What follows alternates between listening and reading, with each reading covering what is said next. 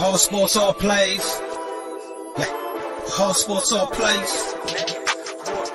All sports, all plays. 365, we making a place. You talking the game, get you through the days. We're high in the court, the dime in the lane. Variety, topics, living the same. All presentation, sports information. In the airways, taking the nation. All sport, all plays, they working your faces. Grace up the field, so tie the laces. All sports, all plays. Yeah.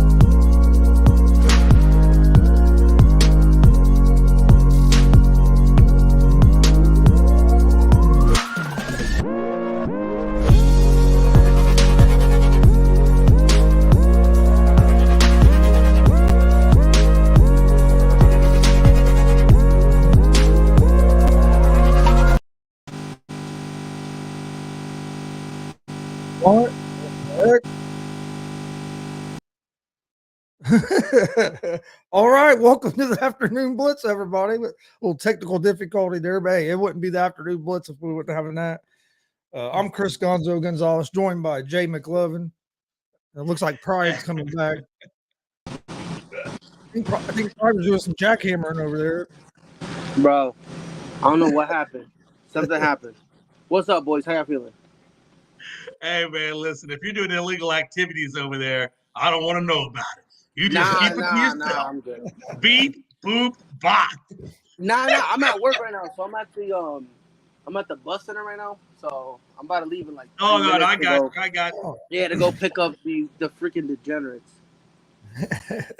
Oh man, what a time! And we got all kinds of things going on in the sports world today. NFL trade deadlines in, got the World Series. Steve Nash just got fired from the Brooklyn Nets. I'm surprised that Steve Nash. I'm surprised that they actually fired him this year. Yeah, I really am sure. I'm this quick. I don't know. I genuinely felt like with this team, and I honestly thought no matter what, they were going to give Steve Nash an opportunity this year. And then whatever happened after this year, whether or not, they move on for him or whatever, I just figured they'd wait for the entire Kyrie situation. What this says to me is they're doing everything they can to say, Kyrie, come back. Because Kyrie and Steve Nash have never gotten along. So to me, it kind of just seems like, hey, yo, Kyrie, look, we got rid of Steve Nash. That lets you know we like you more. You know what I mean? Like you're our wife, but Steve Nash was a cute little thing. I was hitting him on the side. But at least one thing we know for sure, as bad as the firing appears to be to some people, it could not possibly be worse than the horrible pit stain we have to call Chicago. Rob, how you doing, brother? Hey. Turn your vibrator off, Pride. Hey, I'm just upset because on Facebook I didn't see Rob Scott and any of those luau's out there with those men doing their thing. He out there, on a cliff living his best life, but he can't get into a damn course step with a luau. I was about to hit it too. What they call it, hockey. I was like, Hey Jay, guess what? I'm the only one sticking by you, bro. I say I'm going with the Stros tonight. Say it with your chest, Big Rob. Say it with your damn chest. I say I'm doing this one for Jay. I never told y'all, by the way. I never told y'all. I got Astros in 6. Hey. I took Phillies in 6. Listen. I do think the Phillies. Don't get it twisted. I think the Phillies have a chance, but at the same time, I also do like what the Astros are doing. Jose Altuve is horrible.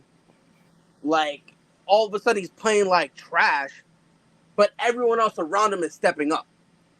Well, if you look at that last game when they won, though, I think he went like 2 for 5 or 3 for 5. I mean, he's actually coming out. He started coming out of that slump and gave 3 of the Yankees. So he's actually coming out of that slump. Yeah, no, he is. But the thing is, as he is like arguably their best player right now. Even though he went through his slump, for them to still make it because everyone else is stepping up, and not just in the bat, the pitching too. I mean, absolutely. You know what I mean? Like, think about it, Jay. Game 1, you're up 5-0. It's Justin Verlander. You got faced. You end up losing the game. Game 2, you're up 5-0 again. A lot of teams would have crumbled under that. We pressure, actually got. If you look at the first 2 games, the Astros scored 10 runs. Phillies scored 7, and I don't think if you look back at any of this postseason for the Phillies that they gave up 10 runs in the whole damn series. So that just kind of tells you. But I would say this: if you look at the rain situation, that really did help Philly because look, when Syndergaard was going to go against McCullers, it was heavily favored towards the Stros side. And then you get this rest period. Now he's going to bring Suarez in. And all of a sudden, now they got the pitching momentum swinging towards Suarez. But I think they're overlooking what Lance McCullers can do with his pitching. Jay, and not just, he likes to pitch on the way. On the way side. And Jay, it wasn't just that they got the rain didn't just help them by getting to start Suarez. It also helped Philly's bullpen because they don't have the depth at their bullpen. Yeah. So it kind of helped their bullpen get a little bit of rest. Had a damn roof on there. You can't just use this open air shit competitive advantage. I think all baseball diamonds should be outside. I'll tell you one thing, though, man. Look, and I think I'm going to back me up on this. Look, you got 3 games you got to go through now. 3 games. You're going to use Suarez in game 1 of the 3-game series. So you know that after using game 1, you can't use him in games 2 and 3, which they typically like to go to Suarez to kind of help facilitate the closing of the games. So if we get into that bullpen, you can't bring Suarez in. God help you. Well, raise the glass. Yeah, but in the playoffs, they've been using Suarez more as a starter than they had reliever. Right, yeah. Well, shit. The last 2 or 3 times they brought him in as a closer.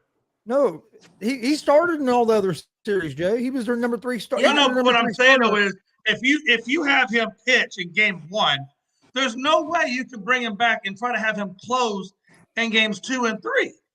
No, they done that in game 1 because he went all in to try to win that game. But usually Suarez starter. Because what they're doing with Suarez now Suarez is their 3rd guy. You're not really going to see him really come out of the bullpen unless it's like a game 6 clinch situation or a game 7 situation. And again, so if they don't do that, and if they can't do that, then that really goes to the Astros' advantage. Well, if he starts today, they could use him in game 6 or 7.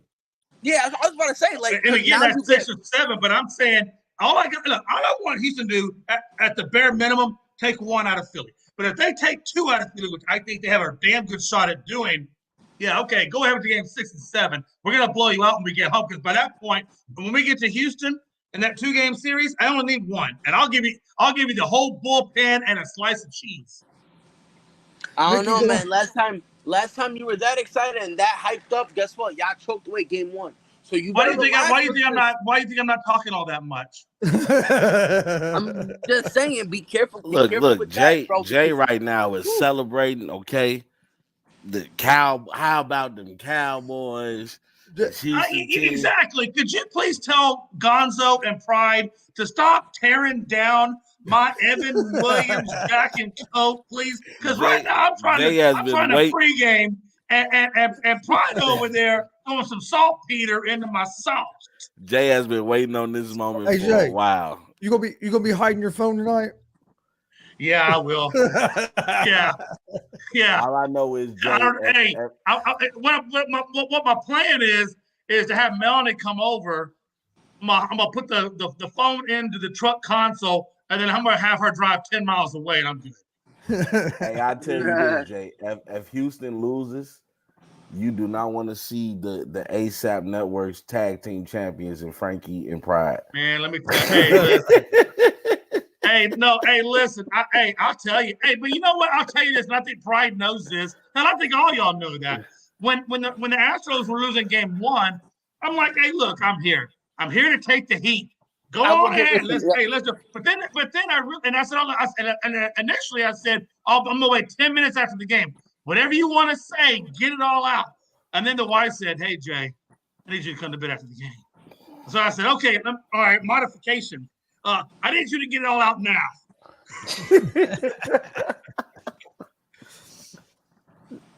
Oh man, what a time! What a time!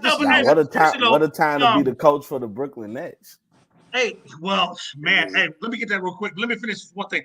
You know, we're going to play at is it Citizens Bank Park out there at Philly. And I will tell you, they have a lot of one thing about that park is they have a lot of weird turns and crevices to get that ball into. And I think if you remember back to Real Muto when he got that in the park home run, the way that ball caromed off the wall was crazy. So the one thing I will say about that rain delay before we go into the subject matter is that and Dusty pointed it out, is it gave them a day to get used to that ballpark a little bit. So if the ball hits the wall, they can kind of adjust left to right. Wait a minute. I don't want to hear Houston complaining about a diamond when they had a flagpole in the middle of the outfield. Yeah, I want to hear Gonzo? Or is it gone? It was. Gonzo, is that flagpole there or is it gone? Hey, but it was there for years. Well, you just made Gonzo turn up. Next question. You just made Gonzo turn up. You have a center field. You can't complain about another diamond. Hey, Gonzo, I ain't never seen Gonzo get like that. He just turned up. Hey, listen, because here's what Jay's gonna do. Here's what Jay's gonna do. Right? Here's what's gonna happen. Right? Phil's gonna win 1-0. Right? Not a single ball is gonna go in the outfield, and this man's gonna say, "I told you it was that wall." That's what he's gonna say, bro. A ball is not gonna go there at all. It better bet, it's going to be like 3 hit by pitches and a walk. That's the only run that's going to be like that wall, man. A hill in play in center field with a flagpole on it. In play. Imagine. Hey, but you know what? All played on Taos Hill. I think what Gonzo is referring to is what they call Taos Hill. And Taos Hill, if you go there now, is no longer there. So I don't know what we're talking about. All I said was there now, but it the Astros an opportunity look, the Astros have not played in that ballpark since 2017. So I'm just saying the rain delay does give the Astros a little bit of an opportunity to get used to that park. Is that another way they were cheating in 2017? Put a flagpole out in the center field. Hey, I'm sorry. Where's your team at? Where's your team at, hater? If you ain't cheating, you ain't trying to win. That's how I look at it. Hey, Gonzo. I'm gonna tell you like I tell Friday, like I tell you Frankie. Sit on your couch, eat your popcorn, chew your Skittles, take your pain meds, and be a good boy. And by the way, here's the thing. You're right. We're at home, right? But we're at home with honor. Imagine still having a cheat. Imagine still having a cheat. Wait, hold on now. So you're saying that we're still we're playing this season with honor? What are we talking about? Yo, 2022, we're playing with honor. Robin Chris, they turned. Picture this, bro. They got caught cheating. They turned here you go. Just a minute ago, pre-show, you said it wasn't cheating. No, I'm not gonna let him get away with this. Pride. Don't come out here trying to flip the script. Because earlier in the pre-show, you were saying that you didn't believe they were cheating. Don't come out here trying to stir a pot. Sir. All right. Robert Chris. Robert Christopher.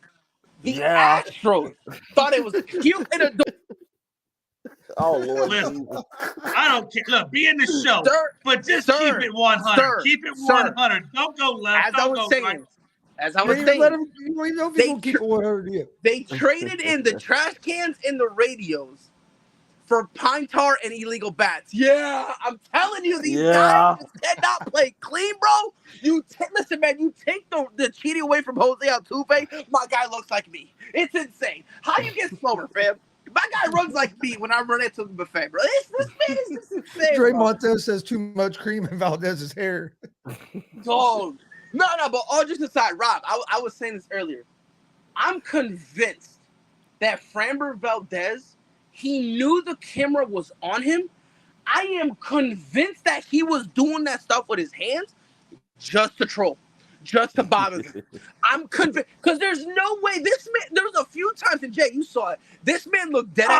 Hey, I'm with you, man. Hey, I told you earlier, if you watch Framber Valdez when he's on the mound, he looks like he's going through Parkinson's. His hand is literally everywhere. It's on his head, it's on his waist, it's in his move. I mean, come on, bro. This time, because usually he is like that. This time it was different. There's a few times this man looked dead at the camera. He's making eye contact with the camera. It was like, all right, let me start bothering y'all. And then he starts acting like he got pine tar on his hands. And I'm just like, yo, this man's a savage. Like, he just don't care. I'm like, yo, he don't care. No, you know, hey, and again, for those people like me and Pride were talking about, if you think that having that bat that Pujols gave him a competitive advantage, you clearly don't know baseball. You clearly don't know what Major League Baseball and why they disallowed that bat, other than obviously Pujols to use it, was because the bat was unsafe. It was splintering, had no competitive advantage whatsoever. Mm-hmm. So if you think that Maldonado's cheating, go F yourself. Number two. And the funny part about it, and Rob, here's the funny part about it, because Twitter was going crazy, accusing him and everything, saying Maldonado was cheating. I was like, bro, he cheated to go 1 for 4. Like, what advantage am I seeing now? My man's had an okay game, and Mofos was like, oh, yeah, he cheated. I'm like, you got it. You got the juice. You got it. Look, guys, I'll tell you, man. Hey, whoever wins this World Series, whether it be the Astros, whether it be the Phillies, whoever wins this World Series, damn it, they deserve it. Don't hold nothing against Astros that they win, because, hey, they did it legit. And if the Phillies win, hey, I'll give them all the mad props in the world, because they came from the wild. They came from the wild card. They earned it. Thompson was an interim manager, then became the manager. They've done a lot of things within that organization to get where they are. And even if the Phillies lose, man, I'm still gonna give them mad props, because it takes a lot. It takes a lot for a team to go through what they went through from the beginning of the season until then to get where they are. We got a challenge for you. We got a challenge for you in the comment section. You can't back out. Nah, you can't back out. Y'all made me shave my head. You can't back out. Nah. Hey, listen, I put a lot of money getting this beard back to where it's at. My barber been really working with my beard, so now I can't cut it now. That's too much money. I will say this, though. I will say this. There is a bet, though. Dre Montez, there is a bet. Okay, so maybe this will give you some comfort. If the Astros lose, I made a bet with Mike Hughes. If the Astros lose, I got to dress them full, beautiful Astros. I mean, the badass jersey, my hat, and I'm going to hold a trash can, and I'm going to put it on Facebook, okay? So just take it for what it is. And then if Mike loses, he'll be in full Astros gear, saying that they my boys. I'm denouncing Chicago, and I'm H-Town proud. That's what he going to have. So Trump, I might have made the whole sign thing up, but I'm going to try to convince Mike to do that. But he will have Astros gear on. He told me he would wear Astros gear. So there's some bets out there. Don't worry about the beard. There's other bets out there that are probably better than the beard. I think. Wow. Would you not want to see an Astros guy hold a trash can who is adamantly opposed to that? Come on. I don't know how much better you get than that. Hey, yo, Rob. He out here talking about how he got a lot of money in his beard and everything. Rob, I got my hair braided. Lost the bet. I took out my braids, and then I had them for less than 48 hours, Robert. Less than 48 hours, bro. I took them out and I shaved. Pride went from Raleigh to Santiago. Real quick, bro. Too quick, bro.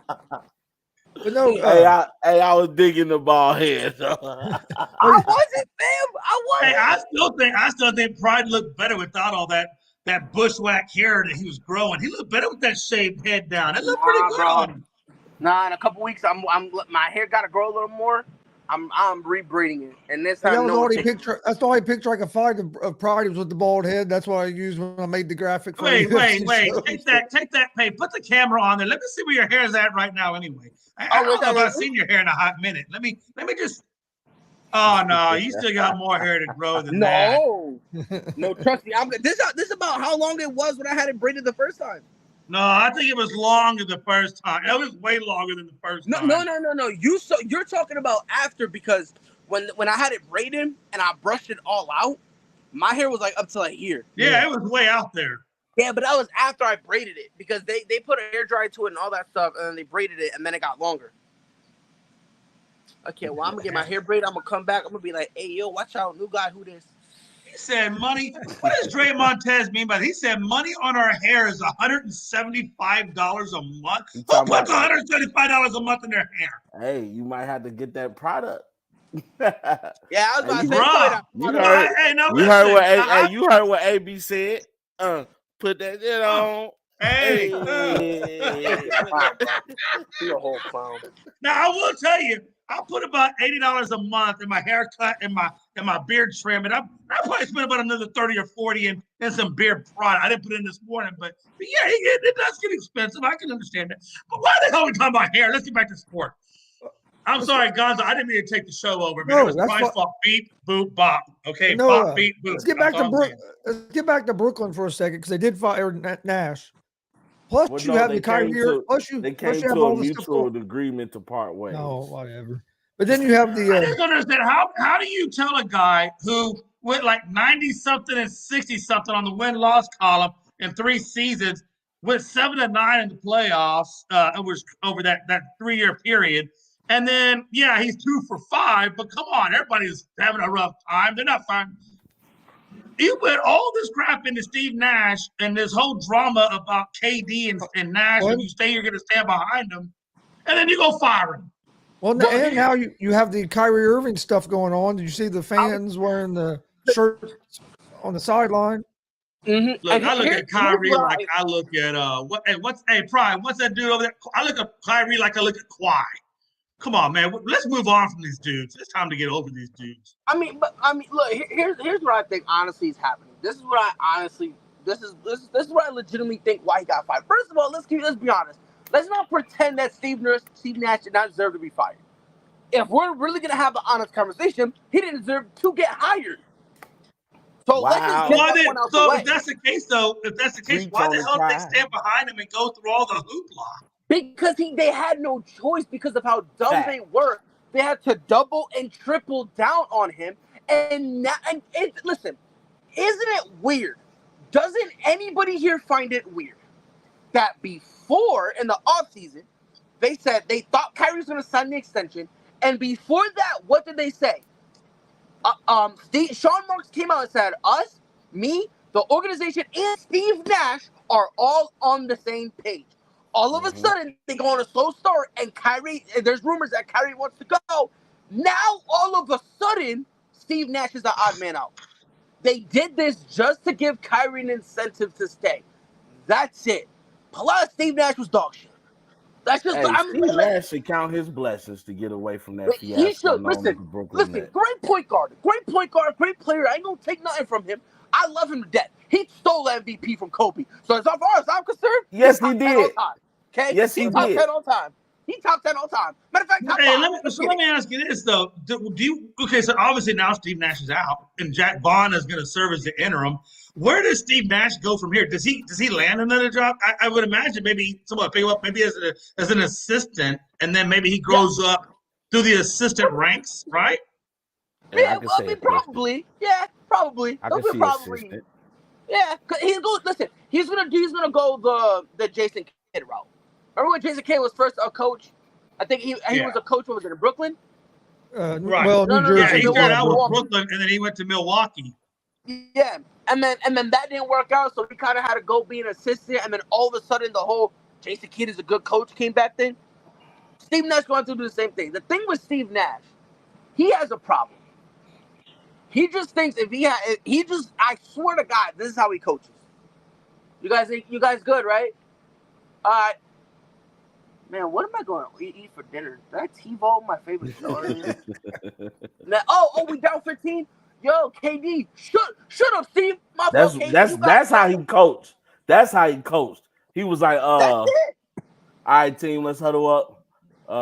Which I mean, didn't we all say in the beginning, like I know he had to take that head coaching job because I mean, like, how are you going to turn down a head coaching job? But at the same time, I think all of us on this show had to know that it was just not ever going to work out. He needed to go to the assistant coaching realm to get the experience to be a good head coach. And he didn't. He had a player experience, but that's not the same as having head coach experience. Well, you know what? It's also it's not just a testament to him being, a manager of the team. You also have to show that you can be a leader of men. Because you're a head coach in the professional world. So you have to find a way to tell grown men what to do. And the reason that it's such a fiasco in Brooklyn is because he can't control the situation. Because he has no credibility as a head coach. He has no leadership. He has nobody to hold these guys accountable. I'm going to tell you right now, what happened in Brooklyn won't happen under Popovich's watch. Trust me. Popovich will look Kevin Durant in the eyes and tell him you're going to be on the bench. He will look Kyrie in the eyes and say, you will sit on the bench before you ruin the chemistry of this team. Mm-hmm. And that's what I was. Hey, Rob, watch this. If I was Steve Nash, and I wanted to be a good head coach, or I wanted to get my job back as a head coach, I would go to Popovich. That's what I was thinking. I would go to Popovich and I would beg for either an internship or whatever it is under his staff, because you know that Pop will get him right. And then if he comes out from that tree, they're going to look at him and say, you know what? He went to the Popovich tree. Let's take another look at Steve Nash. Because the thing is, what Steve Nash needs is something no coach can give him. It's nothing anyone can do for him. Steve Nash, excuse my French, he got to stop being a bitch. You're a grown man. But I think that's what Popovich would give him, though. I think I don't think he would do that. I don't think Greg Popovich can't give him that, because everyone from the Greg Popovich tree, no matter if they were a man or woman, whether it was their first job or their first job, we saw what Becky Hammond did with the one common denominator. They had that one common denominator. No matter where you came from, whether you were black, white, no matter if you went to college or not, the common denominator was you got that dog in you. You have to have a backbone. Everyone had that, regardless of anything. Steve Nash doesn't have that. So you see Kyrie yelling at him, and Steve Nash is like, you know what? I'm telling. No! You should be crying to Sean Marks. You need to go get Kyrie, say, hey, Kyrie, let me highlight you real quick. Go to the locker room, have a screaming fight in the locker room where no one can see. Get it all out. Say, Kyrie, what is your problem? Okay, that's your problem. Here's my problem with you. This, that, and the third. Now that we got it all out the way, now let's figure some shit. Let's figure it out. I got these plays set for you, these plays set for Kyrie. If you don't like it, then you just don't got no place to run. He needs a set, and he doesn't have that. And what should have been done. He's screwed. When Kyrie came out and Durant came out and said they didn't need a coach, we don't need a head coach. I've been saying that for years now. Like, you didn't check that dude? That would have got checked at the door. Even Coach Eric Spoelstra looked Jimmy Butler in his face and said, who you talking to? I didn't even like Eric Spoelstra. I think he's overrated as ever. He is not that nice. But you want to know what kept Eric Spoelstra around as long as he did? If anybody came up to him, he said, hey, yo, we can go outside. We can go outside. Listen, he be telling me, so listen, bro, I used to be a videographer, so these hands work. You feel me? These hands work. So if you want to come find out, come see me. Eric Spoelstra has had that. I got that dog in him. Oh, you feel me? Not only, listen, even Frank Vogel had that dog in him, because in LA, my man made changes. No one liked him. Yeah. And my man said, you're supposed to comment as Gonzo Sports Room. Hold on, I got you. Gonzo. I just saw that too. My bad. I didn't know it was going to bring up Gonzo Sports Room. Oh, I don't care. It's all there. I just thought it was funny. You made a comment. It came up. Oh my Lord, imagine. But nah, bro, that's just me. I like Steve Nash. It's like he needs to assert himself. I saw that, Damian. Frankie broke that news first. Yep. I was going to get to that here in a minute. Yeah, they got Chase Claypool. Still, he went from a situation where he was the third best wide receiver to the third best wide receiver. My man went horizontal. Get out of here. Anyway, boom. Hey, Pride. Hold on. I'm unload on that. I got you. But this Steve Nash situation, to me, is the writing was on the wall. Yeah. The writing was on the wall. And I think if the Nets want to be successful, you're gonna have to bring in a real leader. I think right now you don't really need to get rid of Kyrie as well. You don't need X's and O's when you have KD and Kyrie. Okay, I understand that. You need somebody that can keep KD and Kyrie in check, because right now they are running wild. in the NBA. I mean, did you see the front row at the game for Kyrie Irving? Yeah. Did you see that? All Like, of them in the shirts, 9 or 10 of them wearing them shirts. anti-Semitic shirt. Like it's just right now. It's more distractions in the sports world than there's actual sports going on. Oh, absolutely. Before we move on to NFL, no, but you're right, Rob. You're absolutely right. I know Pride is going to have to leave, but I want to hear his thoughts on this too. Kawhi Leonard, he's missed 4 straight. Now he's not going on the road. Retire, please. Now. I think it's time for him to retire. I mean, it's going to be almost 2 years since he's played. I'll be honest with you. I'm not going to say retirement. But I do think it's time for not just the Clippers, but everyone to sit down. So I'm talking about Clippers, his people, Kawhi himself. If you want to get a third part or a fourth part, I don't care. You're going to have to sit down and look at Kawhi and say, all right, Kawhi, here are your options. If you want to retire, you can. If you want to keep a spot here, ain't no more of this whenever I feel like. Because I understand something. You always feel like cashing them checks. Rob. So don't feed me with this garbage about when I feel like. Rob, look up. Because you know who else is out here, even though he's going through pain too. What am I missing? You ain't see the drink? Nothing. No, continue mission. But I mean, like, for me, it's like they need to sit down with Kawhi and tell him, bro, either you in or you're out. Because we built this team around you. I'm going to be honest. This Clippers team is deep. You got a starting 5 or you got a backup 5 that could potentially be a solid starting 5 and could go beat the bricks off of Charlotte or beat the bricks off of OKC, beat the bricks out of Orlando, beat the bricks out of Portland, could probably hang in there with Dallas, could beat the bricks out of about Portland, but I think they'll beat the bricks out of Portland. They'll beat the bricks off of Portland, bro. They'll beat them so bad, Dame will finally demand a trade, bro. That's how bad they get beat. but for me, hey, Pride, there's something wrong with you, bro. I know there's a lot wrong with me. I'm still trying to figure it out. But for me, it really comes down to, like, Kawhi, do you want to play or not? Because I don't even think. I just think it's time, bro. That man, we talk about Anthony Davis and we give Anthony Davis so much crap. And Kawhi just gets to slide. But you want to know why it's different? It's true, though. I'm going to tell you why and Kyrie get to slide. I mean, I'm going to tell you the difference. The difference is the Clippers have allowed Kawhi Leonard to load manage. Anthony Davis's body is real life breaking down. Kawhi Leonard can play. He chooses not to. But his body is breaking down. That's why I'm saying, if you're the Clippers, you got to have a conversation to go, are you in or out? And if you go, I don't know, then you're out. Unless you're working let me ask you guys a question. Let me ask you a serious question. There was a time, I remember back in the day, when I mentioned Kawhi Leonard, and, like he had reverence, he had clout, he had whatever. Same thing with Kyrie back in the day. Same thing with Anthony Davis back in the day. Now you look at these guys, and we're just like, everything is drama. There's no more basketball talk. There's no more, hey, did you see this? Did you see that? Now it's just, all it is just a bunch of drama. And at some point, what does that mean when they're done playing basketball and we look back on their careers? We're gonna say, yeah, Kawhi was a great guy, man. Got a championship, no doubt. But did you see how his career ended? Did you see how Kyrie went out? How Anthony Davis went out? I mean, like, at some point, when these guys look back on their careers, do they say, like, you know what, man, my career was full of shit? Well, no, because and what I'm saying is, it was full of. What I mean by full of shit is my career was wasted talent because I was too whatever. Well, I think when Anthony Davis got content after he got his ring, yes, and his body, as Pride is alluding to, he got content.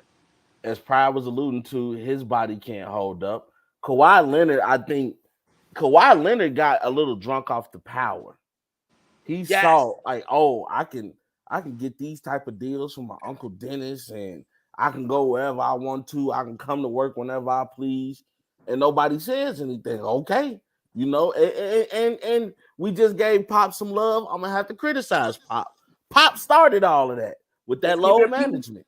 But He okay, so at the end of the day, though, but Rob, at the end of the day, so when you look at it, when you look at an Anthony Davis or you look at a Kawhi or a Kyrie, you know, are we looking at guys that just don't like, they just don't care about legacy anymore? It's just more about whatever. Kyrie is just loony, dude. I'll be right back, guys. I'll catch you in a bit. Yes, sir, Pride. Hey, don't do anything we wouldn't do while you're gone. But I think Kyrie is just loony. I don't really know if Kyrie really cares about basketball. And when I say that, I mean I know what it takes to get to the NBA, and I know that these guys love the game of basketball, but I don't think Kyrie cares about the business of basketball, if you get what I'm saying. And a lot of people, they want to persecute people for bringing up the business of basketball, but that's the reason why these guys are rich. That's the reason why these guys are wealthy. That's the reason why we look at billion as the new million nowadays, because everybody's millionaire. Now you're looking up at several billionaires walking around now. So, you know. And that's what I'm saying. So these guys are more about off, I guess you could say, out of basketball opportunities or whatever, versus what they do on the court these days. Like, they don't, let's be honest, a Michael Jordan and Kobe Bryant, you know, the old school way or whatever, legacy, the dog and the fight, all that. These guys don't have any of that. They got a ring because, right, Davis has one ring, Kawhi has one ring. Do you think? And then what's his name? Kyrie has a ring. So now these guys, I guess, quote unquote, have a ring. Do you think that they feel like they've gotten, you know, to the mountaintop, and now it's more, okay, let me focus on business and other things and screw basketball? I don't know. Because they sure are Kobe Bryant. Well, because all three of those guys, like they all have done weird stuff. Like, I won't say AD has done weird stuff. Anthony Davis just can't stay healthy, and that's not his fault. His body just breaking down. Like, he's not meant for the long overhaul of the game of the NBA. But Kawhi and Kyrie, on the other hand, they just do weird stuff. Like, even if Kawhi is healthy, Kawhi doesn't want to be there. Here's how I look at Kawhi. I look at Kawhi as he likes the things that basketball brings, the money, but he don't want to go through the grind of a season. He doesn't. Right. But let me ask you guys a different question, because this is what I'm noticing, and maybe I'm just off kilter. So tell me if you feel differently than what I'm about to say. The way I see it is, you know, in my opinion, Kobe Bryant, and you can probably, I might throw LeBron in there too. I'm not going to exclude Bron, but I think Bron is a transitional point of Kobe Bryant and that direction and the new wave of basketball and this. I think LeBron kind of rides that fine line in the middle. Do you think, because this is what I think, the talent is not necessarily the issue in the NBA. God knows there's talent. I mean, there's just talent every freaking way. It's ridiculous how good the talent is. But what I'm asking you is this: the commitment to being the best in basketball. I'm gonna say the Mamba mentality of Kobe Bryant and all the guys that came before Kobe Bryant. That level of competitiveness, that level of give a fuck about the game of basketball and what it takes to win and be competitive and doing all the right things. Do you feel like it is that competitiveness is getting watered down and we're getting away from that Mamba mentality and we're getting more into the popularity, influencers, social media, do whatever, make a little bit of money here and there, but the game of basketball itself is suffering because there's no more Kobe's and Jordans, and I don't even put Steph Curry's and stuff, you know, and now it's just kind of getting bland. Yes and no. I mean, I believe there is a new age of basketball where these guys see the type of money that people can make, so they're worried more about their brand. So I can agree to that. Like, social media is used to create you. It's used to get your name out there, get your face out there, and these NBA players are taking advantage of it. However, you do have your players that do have that dog in them. Like, I believe, like Ja Hey, you. I do believe. My bad.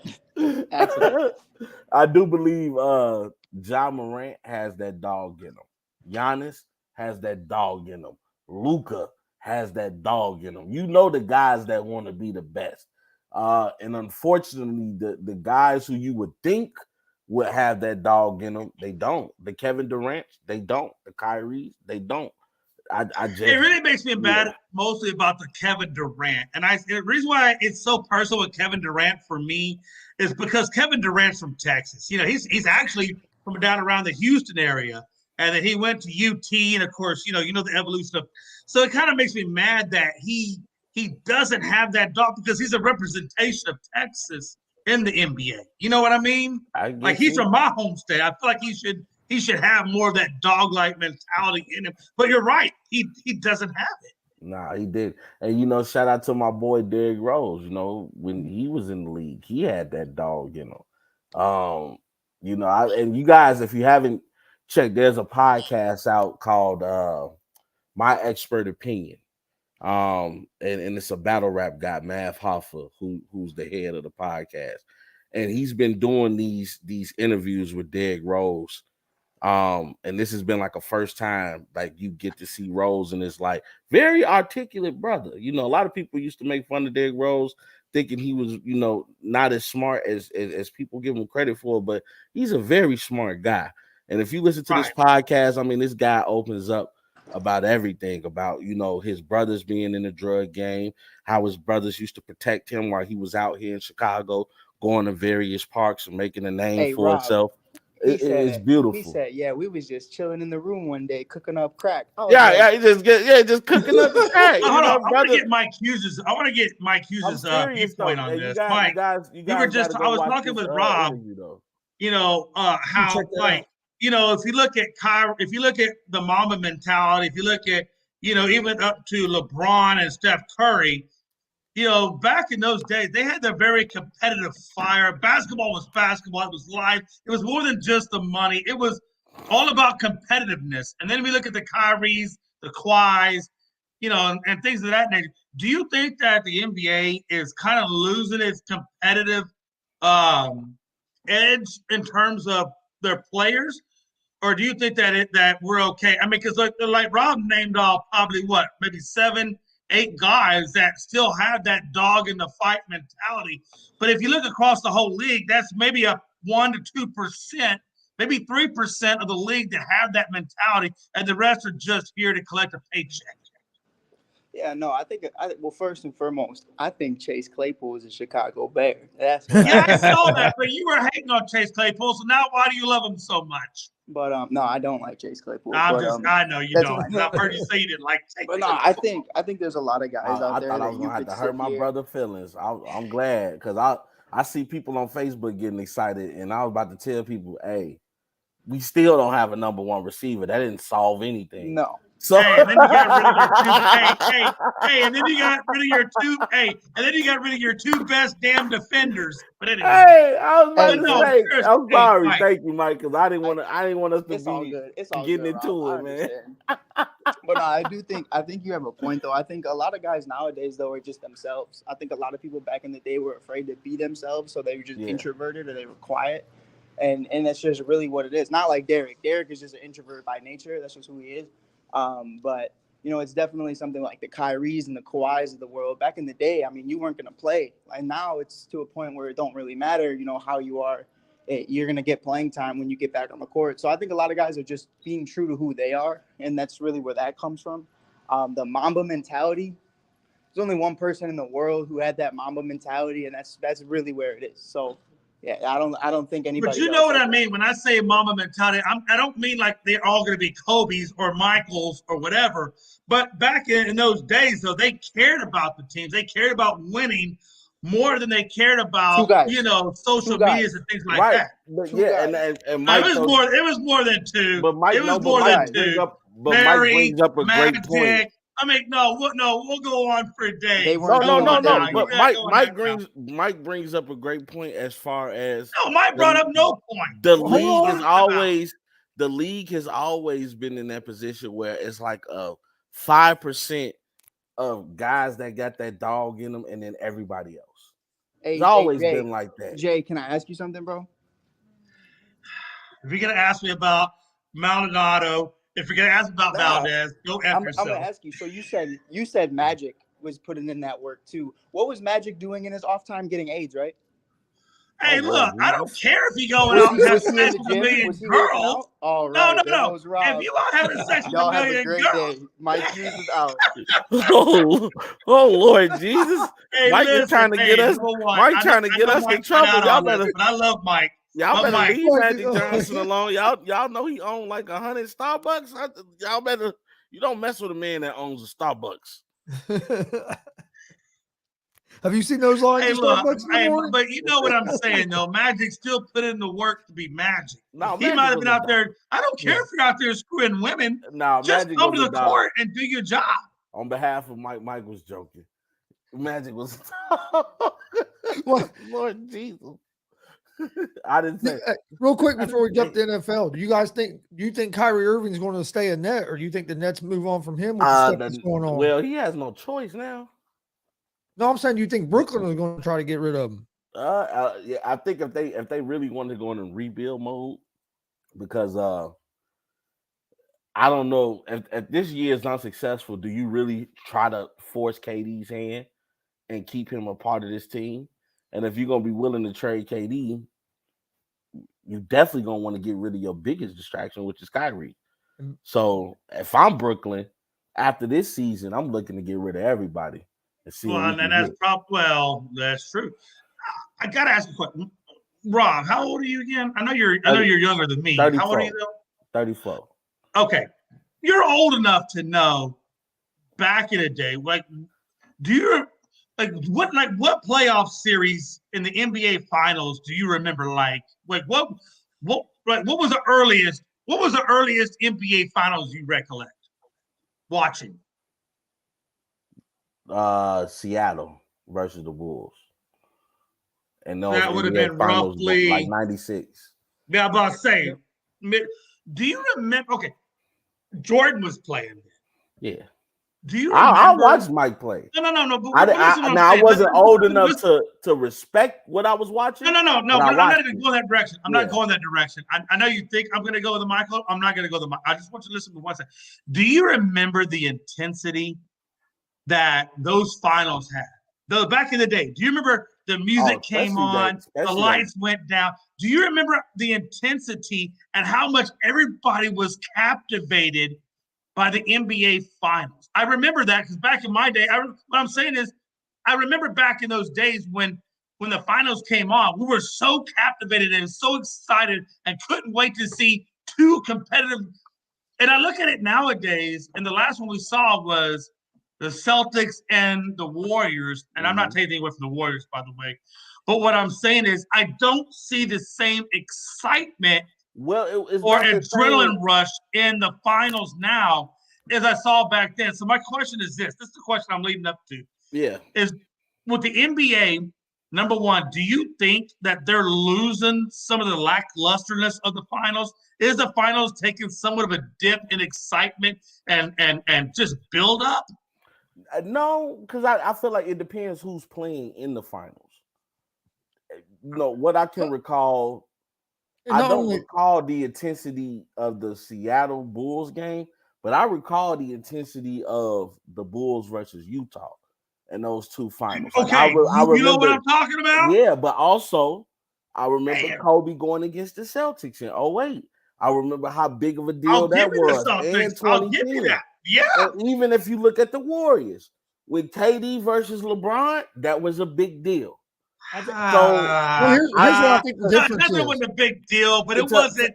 The feeling wasn't the same. Really, and Jay, not saying you're not a real basketball fan, but I feel like if baseball and basketball on, you would choose baseball. Me, I would. Actually, I would. Well, okay, I would choose basketball unless the Astros are there, and then I'm going to tell you, we're going the other way. But I'm choosing basketball, so I talk to like basketball heads all the time. This finals wasn't it wasn't star-studded, so a lot of people was like, we know the Warriors gonna win, they're gonna beat the Celtics. It's just a matter of how many games. But and we knew that the Warriors was gonna beat the Cavaliers too. But the fact that LeBron was there made it a big deal. So to me, it's always like, who's in the finals? Who's a guy that the fans love to watch play? Well, and maybe you know what it may have been too, though. No, but you know what it may have been too as well. And maybe this is where maybe this is kind of more me, is I felt like there were more rivalries, like true rivalries back then, like competitive rivalries. I think in today's basketball, today's NBA, we don't really truly see the rivalries. We don't see the what I'm saying is we don't see Magic and the Bird or Malone and the Jordan. We don't see those consistent rivalries. And now it's just and I don't know if it's because of the super teams and who can go here and who can go there and who can go where. And maybe that's why we don't get the consistency and rivalries and things like that hypes up maybe the level of tension that we look for. The reason I don't think we get the rivalries now is because of social media. Now we get to see all these guys that they're friends and stuff. Back in the day, you never saw Jordan with another player. They would meet up and do stuff, but you never saw it in the media. Now you see everything, so you know that these guys are friends and they're not rivals.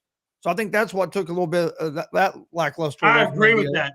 Gonzo, no, and again, I think that goes back to my earlier point about social media and the rivalries. I think that it goes exactly with that. And also when you're talking about the intensity of the finals and people caring about it, I think social media has took some away because now people can just look at highlights on their phones. We're such more of a busier society where it's not like people sitting down at their TVs like we did back in the day and everybody getting fired up for it. People are just checking scores. The younger and people maybe it's than just us. I'm an old son of a bitch, and I don't quite understand this millennial. No. I'm saying I don't understand this millennial generation. That's what I'm going to say. The millennial generation, they don't watch the whole game. They don't watch the whole. They just check highlights and stuff. So they don't watch the whole anything. So let me ask you this. Let me we know. Watch this. We know that football and basketball resonates with the millennial generation. We know that those two sports still are, but it's because it's a faster pace. But I'm scared about baseball. I'm scared that baseball is going to lose that millennial love affair because it is a slower paced sport. It is. So I'm wondering, my question is, I'm sorry. Yeah, baseball. I started to say after. Baseball has been around, we know, since the early 1800s. Here it is, 2022, and the fact that it's still around is amazing. But let me ask you this. My question is with the new millennials and Zs and God knows whatever else is out there, does baseball have a legitimate future or will it eventually fade out? Baseball will fade out. Baseball is going to fade out unless you find a way. So unfortunately, what Chris was saying is very true. Nobody watches anything anymore in full. Do you know what the advice I got when I started this podcast journey? Instead of you doing full shows, you should do 5-minute clips or 2-minute clips. Talk about what you want to talk about. Get in, get out. Because people, if you put on an hour-long video, people may give you 5 minutes of their time. Unless they're working out or something and they're just letting it run. When I watch podcasts, I got ADHD. I got about a million things in my mind. When I watch a podcast, if you engage me, like if what you're saying captivates my attention, I'll give you the benefit. But if you come out and if you're a podcaster, you got a monotone voice, and you're just giving me whatever's, you'll be done within 2 seconds because I'm gonna turn to the next guy. So look at this. So now you take that, right? Where did we get this started from? We got this started from things like SportsCenter. SportsCenter gave you highlights. People will watch highlights and then try to give you an analysis of a whole game just from the few highlights that they watched. So it's unfortunately games like baseball, and sometimes I even question football because unless you're a football head, I've heard a lot of people say football is real slow. Now I just like the game. I love the game of football. So I love the game of football. I don't know how that's slow. I respect the chess match. But and that's the reason why I think a lot of combat sports have went down. Because now you look at it from a technical standpoint, you're gonna have points in the ring where you just standing around trying to study your opponent because you don't want to get killed. So, And now in combat sports, it's also the judges are so damn terrible that people quit watching. But they are horrible. The thing is, though, the younger generation, they're not like us. They won't sit down and watch a 3-hour football game. Dude, they even making music now for TikTok where songs are like 1 minute long, dude. Yeah, because again, unless you get their attention span, 1 to 2 minutes is about all you really get from most people. Yeah, bro, these kids are stupid, bro. Let's punch them in their face. Look, I do want to punch them in their face. I do. Hey, is anybody surprised though? Look, the trade deadline, I believe, is at 4 p.m. today. It's now 2:03. And honestly, what have we really seen in the trade deadline? The most was from the Bears when they gave up Smith. When they gave up Smith and Quinn. Yeah, Detroit got rid of honestly, TJ Hawkinson went to the Vikings, and that might be a good move for Minnesota. Might be? No, it is. That's a real good move for Minnesota. Because think about it. Now you got Adam Thielen. I mean, you got Dalvin Cook just chilling, bro. Yeah. You got Dalvin Cook. Then you got 2,000-yard receivers in Adam Thielen and Justin Jefferson. And then if you're feeling brave, you can have them out with a double tight end set with Irv Smith and T.J. Hawkinson. Oh, Lord Jesus. Think about it. What I'm saying is, what Pride is saying, I mean, honestly, Minnesota's I'm not a Pride, and let's not look past Minnesota's defense. Okay, Minnesota is a complete team, and I told you Minnesota was going to win the North. Minnesota went all in. They went all in going and getting Hawkinson. Oh, I told you they was going. But let me ask, who here doesn't have now Minnesota in a viable spot to get the Super Bowl? I had him in a viable spot before. I had him in a viable spot before. I mean, I think me and Rob did too. Me and Rob in preseason were calling for Minnesota to get to that level. And I got to give Dustin his love too. Dustin called. No, don't give Dustin no love. Don't give Dustin no love. Don't you be doing my boy Stack out like that. No, me and Dustin go way back. Dustin was playing. Again, offensively, and it's crazy because offensively, you got. Think about this. Your worst, and potentially, right? Your worst option to throw the ball to is Irv Smith. If that is your worst option, that's your worst.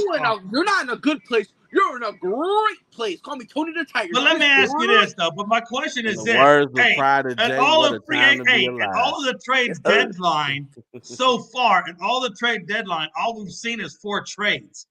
I thought there would be more than this. I don't know. Am I overshooting it? I never think that because I think the team. Or is there going to be some deadline trades like a crap ton? I just don't think the NFL trade deadline isn't like the other leagues. They don't get as busy as it don't seem like. It ain't like that. Like if this was baseball or if it was like basketball, that's another thing, right? But football. There's usually one big one, and then it dies out. I thought it was gonna be the Ravens one. I mean, let's keep it a bean out here. People trying to make it seem like Chase Claypool going is gonna make a difference. Nah, bro. Can't even spell his own name. Let him know. Remember plays. I was getting ready to say. I'm reading all this. How to catch a ball. I'm seeing all these comments about how great Chase Claypool is. What damn game are these people watching? Claypool can't catch the fucking ball half the time. That's what I keep saying. And also, it's not like Justin Fields is throwing the ball a whole hell of a lot. They're more running the ball than they are throwing. And that's the point I was going to go to. You are getting a wide receiver to go into a bottom 5 team in terms of passing attempts. In terms of passing attempts. And Rob, this is not me going on my Chicago sucks thing. No, you're right though, because Justin Fields hasn't. He's averaging 149 yards. Yeah, and effectively, Rob, he's only attempting 23, 24 passing attempts. Now, don't get me wrong though. I love Justin Fields, and I think we have a quarterback of the future in Justin Fields. Do you really think that? You have to take the reins out. Look what he did against the Patriots. When they let Justin Fields play, when they let him play and stop trying to put a leash on him, he played his ass off against the Patriots. You got to get him some protection. You got to give him some receivers. Even against the Cowboys. How many great passes did we see to receivers that they dropped? That's what I was going to ask. Rob, we know that Justin Fields doesn't have 300-yard passing games. We know he's more around he don't have one. 300 passing yard I receivers. get it, Rob. Come on. Watch this, because I understand the issues, but that's what I want you to explain too as well. Is we know that he does not have 300-yard games. He's got maybe 157, maybe 160 at best, maybe top 201. Is the problem Justin? Is the problem the line, or is the problem the offensive coordinator? Where do you put, or is it a combination of the line and offensive coordinator? It's a combination, and maybe that needs to get fixed. Combination of three things. First of all, the offensive coordinator, they need to let the reins off the kid a little bit. Let him do what he did that got him to the NFL. Mm-hmm. Second of all, you have to protect the kid. I don't care if you got Tom Brady himself back there at the age of 25. If there's no protection for him, you don't get a chance to see who Tom Brady can really be. Mm-hmm. Third of all, you can't have receivers where if you take the best receiver on your team, he's a number 3 at best on a championship team.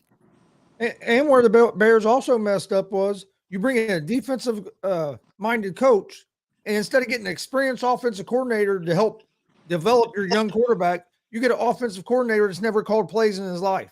Here's honestly like the worst part about it. And honestly, I don't care who they brought in as offensive coordinator. I don't care about the line. I don't care about none of that. The problem that the Bears really have is this. They are scared that Justin Fields is good. I've never seen a team put all their eggs in a basket and be so scared that it's the right basket. That's true. That's true. But if you that's the best way to put it, bro. They scared that he is good. Think about what Pride just said. Think about what Pride just said for a minute. They're scared to use him. And he said he doesn't care who the offensive coordinator. Now, Pride, I'm not coming down on it. I'm not nitpicking. But I'm asking is this. My question is this.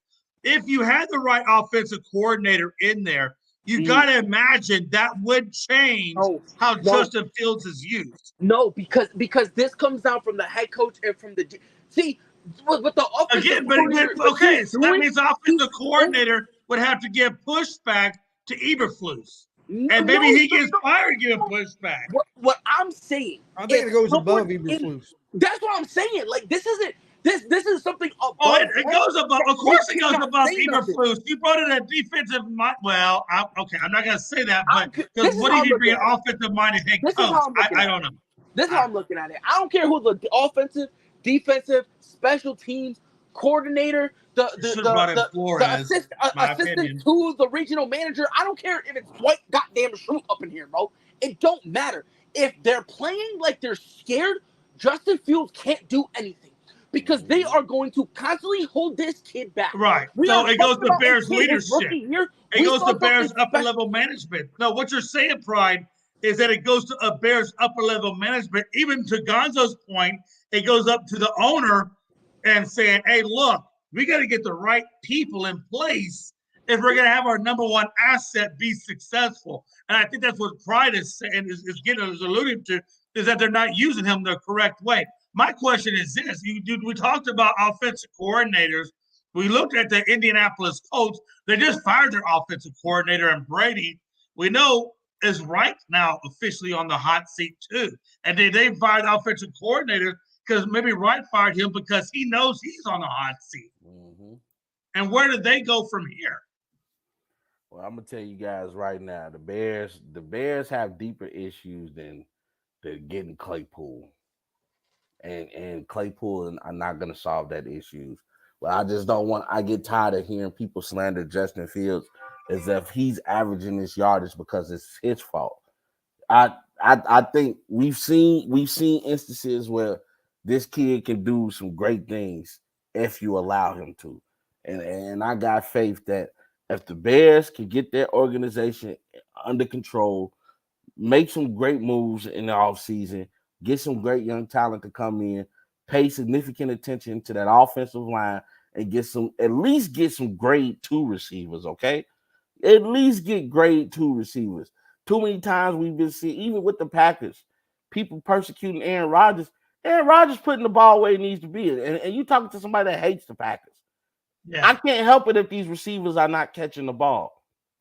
And that's the But same Rob, problem hey, with watch the Bears, this. man. Hey, watch this. This is coming from a Cowboys fan that knows a thing or two about this. Hey, you know what? Hey, I know your Cowboys watch are this. winning Watch right this, now, Rob. Jay. Rob, you ready for this? No. Hey, are you ready for some real talk? I'm gonna give you some real talk. Yeah. If you ask me if I was starting up an organization and somebody said to me, "Hey, Jay, as an owner of your team, what is more important to you?" I would tell you what's more important to me is my general manager and my head coach. Of course. And I'm going to tell you why. I'm going to tell you why those two guys are the most important guys in your whole organization. Because if you have the right general manager, he's going to hire the right head coach. And if you have the right head coach, he's going to hire the right offensive coordinators and the right defensive coordinators. Yeah. And if you have the right head coach and the right GM, when it comes draft time, they're going to hire the right players to come into that organization. And when they come into that organization, they're going to have the right people leading those players to victory. So what I'm saying is, and let's take the Bears, for example. If ownership hires the right general manager and he hires the right head coach, and then he hires the right offensive coordinator, and the owner, the GM, the head coach, and the offensive coordinator are all in the same mindset, by the time you get that Justin Fields, you're going to use him the right way. But if you don't have the right guys in place above a Justin Fields, you get what you get. And that's the same thing with Jerry Jones. Okay, we see what the Cowboys are. Yeah, the Cowboys are doing some good things, but because Jerry hires a certain type of head coach, it limits the Cowboys from where the Cowboys possibly could go. You know what I'm saying? Does that make sense? Let me ask you guys this. Who do you think made the best move at the trade deadline? Do you think it's the Ravens getting Roquan Smith or the Vikings getting Hawkinson? Minnesota. I don't know though. I'm sorry, dude. You added Roquan Smith. I get it, but Roquan Smith, that's one guy. We're talking about. I understand. We're Hawkins talking is about one guy. Wait, hold on. Hawkins is one guy, but who has a bigger? One guy of firepower added to an already fire-powered offense.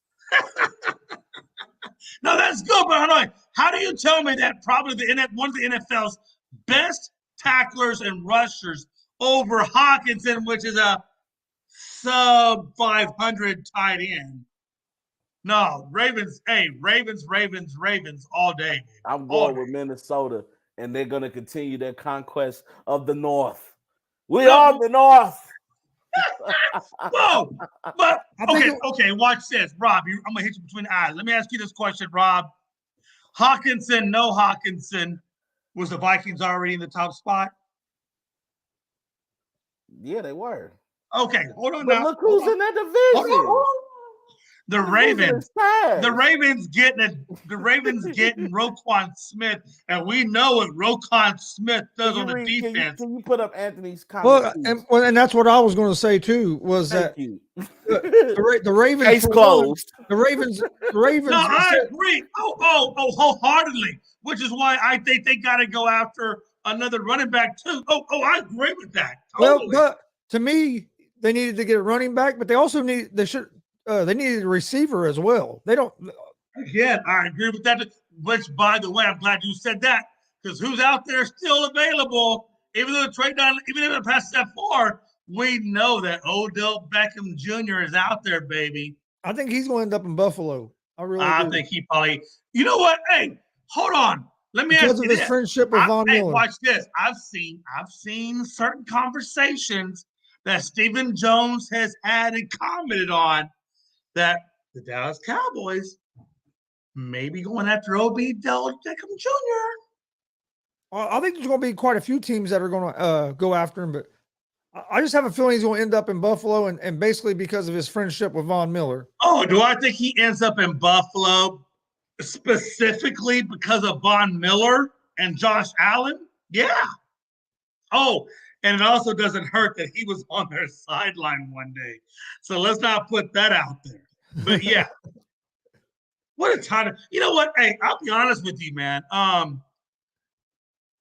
man, Odell Beckham on the right squad as a third guy, not your primary guy, but as a third guy, can really do some havoc. Yeah. Really. If he's healthy, your squad trying to get him. Yeah, Cowboys are trying to get him. Jerry Jones says we're going after somebody who may or may not be in the trade market. You know what Jerry gonna do. Jerry is calculating. Jerry can be a lot of things, but dumb he is not. And he understands that he need to get some weapons to his quarterback. He understands Dak is limited in what he can do as a quarterback. So let's get him some weapons. Hey, Rob, when it comes to Jerry Jones, he's smart, but sometimes his need for control overrides his intellectual capabilities. You know what I'm saying? I'm gonna trust a man who's turned that organization to a multi-billion-dollar organization. I trust him. Look, I do too, damn it. I don't care how much money you got. Hey, watch this. He's got all the money in the world, but as a fan, I ain't seen the Super Bowl since the 90s, so I don't give a damn. Yeah. Do you guys think Kareem Hunt is going to get moved before this trade deadline? He's going back home. I said this in the morning show. I believe stand on that. He's going back to Kansas City. He's going back to his roots. You think he goes back to? You know what? I can see that, Rob, because what do they need, right? They need They don't believe that Clyde Edwards-Helaire is the answer. Nobody does. Kareem Hunt is going back home. We know him and Mahomes have a decent relationship. He's going back home. I think he's going to end up in the Rams. I remember you saying that. You think and that'd be a good move for him too, especially because Cam Akers don't got it no more, man. Let me ask you this. That's a good damn question. They tried to trade Cam Akers. I don't know why you're trying to trade him. I'd be running the brakes off of him because I don't think they've given Cam Akers enough of an opportunity. Look, let me ask you this. How many times Cam Akers rushed the ball in the game? Hardly at all. How many times Henderson run the ball? Well, you know what? I think at first it was a lot to do with trying to manage his ACL injury. And now it's just he can't get into a groove. It's just, and I think also too that offensive line is not the same. You can't get into a groove if you're not getting reps. But that offensive line is not the same either. The Rams' offensive line has been pretty bad this year too. Hey, look, trust me, for a guy that traded for a guy that selected him in fantasy football, and I look at him, they're talking about, well, if you can't trade him, then maybe we'll play him. I don't want to hear that. Play the son of a bitch. Sam.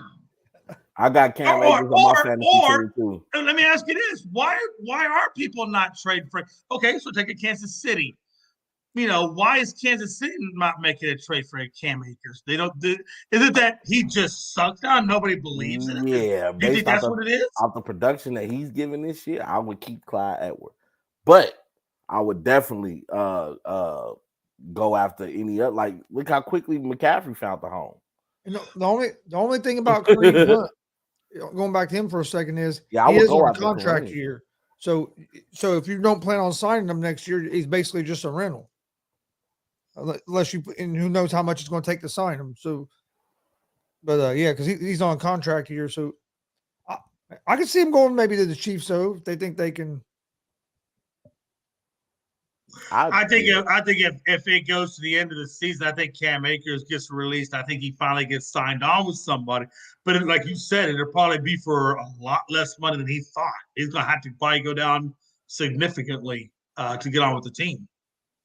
Or do you guys think Cam Akers is just done? I think Cam Akers is done. Interesting. He might get on a roster next year, just because there's a lot. There ain't like there's a bunch of great running backs in the league right now. Yeah, but even with him getting on the roster, do I trust his ability? No. Oh no, I don't think he's going to be like a starter again and be like putting up 1,000-yard seasons. No, but I think he might still end up on a team somewhere. But you could say the same thing with the Colts with Jonathan Taylor, and we talked about it a little bit earlier. Yeah, they the other morning show. Hey, you only get 15 carries or 10, 15 carries a game to one of your best guys. He should have more carries than that. College football. Ooh. Have y'all seen college football lately? I don't know. Nets are planning on hiring. They're gonna play. Man. Oh, you think Udoka will go to the Nets? Oh, there you go. Oh, wow. Ooh. That's kind of sexy. That'd be interesting.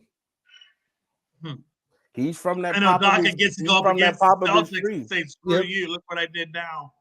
He's from that pop. So wait, so the Celtics fired him? No, he's suspended.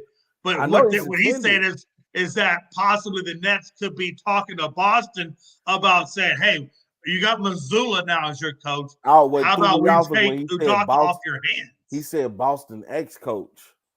Yeah, Udoka. Well, no, he said suspended coach.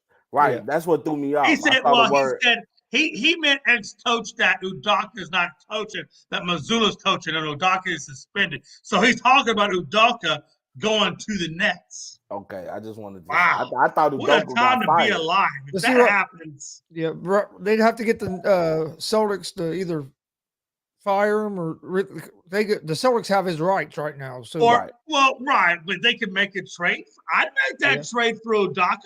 I would. You can't trade coaches. Huh? Yeah, no, but you can you can offer draft picks for coaches. Yes, you can do that. I've seen it. We've seen it done. God dang it. Who was it that they did? Well, okay. I don't know if it's I know in the NFL they traded picks to bring Gruden over to Tampa Bay. I don't know about the NBA. Maybe the NBA is different. Hey, if you can work out a trade, tell Celtics you can have Kyrie Irving, and we'll take it. All it takes is for the Celtics to release his contract. That's all. Well, and watch this. You know what Udoka did for the Celtics in that turnaround. Could you imagine what he could do for the Nets? Honestly. Yeah, well, you know what? It might be a real option depending on how far the Celtics get this year, because they're not looking bad. But the only thing, Duke has done a great job, but he's still a coach that's only coached for 1 year, and you go in there with the personalities of Kevin Durant and Kyrie Irving. He didn't have that kind of personalities on the Celtics team. Not saying that he wouldn't do good there, but it's a totally different situation. Or what if he goes into a completely rebuild situation? Yeah. Then it sucks. Gonzo, can we go to some college football? There's a lot to talk about over there real quick. Unless you want to save it for tomorrow. We can talk college tomorrow too, though. We can go to college football. Y'all can do there's a shit ton of college to talk about that's going on. I don't know. Rob Scott, you got enough energy left to talk some college football? Because you look like you're getting tired. Are you on jet lag from Hawaii? I don't want to screw you over now. No. I know you need your sleep. I haven't even been keeping up with college football. God, you look so beautiful this morning, Rob Scott. You're a beautiful son of a bitch. In college football, the first college football playoff, the first college football playoff rankings come out today for college football. Oh, Jay is hilarious. Yeah, I saw. So Tennessee is tied with Ohio State. Well, that's just. I got so many questions about this. That's the AP rankings, but here later today, the college football playoff rankings come out to see who's the top four for the playoffs. As long as Georgia number one, I'm okay with it.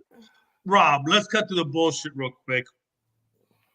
We know that no matter what ranking you want to put them in, nobody gives a damn about that, because when we go to the playoff scenario and the top four teams are there, it's going to sort itself out. What I'm asking is this.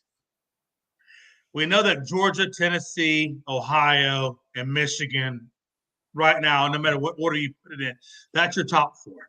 Mm-hmm. Okay? It doesn't matter if you're number 4 or number 1. You're in the playoffs. Nobody gives a damn. Mm-hmm. My question is this. Georgia right now just lost Smith, which is a big-time linebacker on their defense. For the rest of the season, he's done. There is no more Smith right now. And if you know anything about Georgia football, Smith on that defense is like catastrophically huge. Mm-hmm. My question is this. We know that this week is a big week. Oh, my God. It's fucking – They go against Tennessee. Girl, oh, my God. This Saturday, this Saturday we get Tennessee and Georgia going at it head-to-head. And they don't got Smith there. We know what Tennessee. We know Hooker, which by all accounts, unless I'm way off the mark, Hooker most likely, unless he just goes off the rails, should get the Heisman. we got Tennessee going against Georgia without their best linebacker. And their defense isn't exactly the best in the nation. They have a great offense. Don't get me wrong, but their defense is suspect. And not only that, Jay, this game's even more important because the winner of this game is sitting in a real good position to be in the college football playoffs because they're going to probably go to the SEC championship game against Alabama. The loser of this could, if depending on how things play out in the SEC, could get left out of the college football playoffs. Oh, absolutely. And my theory is that Tennessee is going to beat Georgia. And if they beat Georgia, they take over the 1 spot. No, they're gonna beat them. Trust me. If you want to put some money on that offense, that offense is gonna take over, boy. That tight end set that Georgia got. Hey, but let me ask you this. It's too formidable. But hold on, Rob Scott. I'm riding with Georgia. No, just ride with me on this just for a minute. Georgia. If Tennessee beats Georgia, I'm just saying, I'm not saying you are, but if Tennessee beats Georgia, my question is this: how far does Georgia drop if Tennessee beats them? How far do you think they drop in the polls? They drop out the top 5. I think they go. There's a reason why I'm going with that. Wait. Can I? I'm sorry. I apologize. I'm sorry. Go ahead. Georgia drops out the top 5, and then you still got to worry about Clemson and Alabama. So that's true. Yeah, that's true. But let me ask you this. Ohio, because this is where it gets interesting. Okay. Ohio plays Michigan at the end of the year. And we know what Michigan did against Penn State. We know how much they dominated Penn State. We know that Penn State, up until halftime, was beating the dog. Well, they weren't beating the dog, but they were up by 1 point going into the half over Penn State. So we know that Ohio struggled against Penn State. Wait a minute. Breaking news real quick. Oh, yeah, go ahead. Bradley Chubb has been traded to the Dolphins for a package that includes a 2023 first-round pick and Miami acquired from San Francisco. That might work. Let me finish this one thought process, and then we will hit that because I know that's a damn good thing to hit. Hold on, my thought process for you, Rob, though, is this: I'm listening. If Ohio loses to Michigan and drops them out as well, TCU we know is in 7, and if TCU wins out, they've given TCU a 28% chance to jump into the top 4. My question is this: if Tennessee beats Georgia, Ohio loses to Michigan, and TCU wins out, does TCU get in the top 4? And then TCU's in the 7th spot. They would deserve to be in the top 4. Because I don't think that's a far-fetched solution. It's not far-fetched at all. It's not far-fetched at all. TCU's been playing this year. But with that's the funny thing with the NCAA world, because so much politics into who gets the top ranking. Because you look right now, I forgot what team is undefeated. Oh, we already know there's politics. But Alabama is ranked higher than them. They had Alabama at number 1 and Georgia at number 2, and Georgia got the national championship. It's a team right now that Alabama is ranked higher than, and they're undefeated. Yeah. So there's politics there, right? Yeah.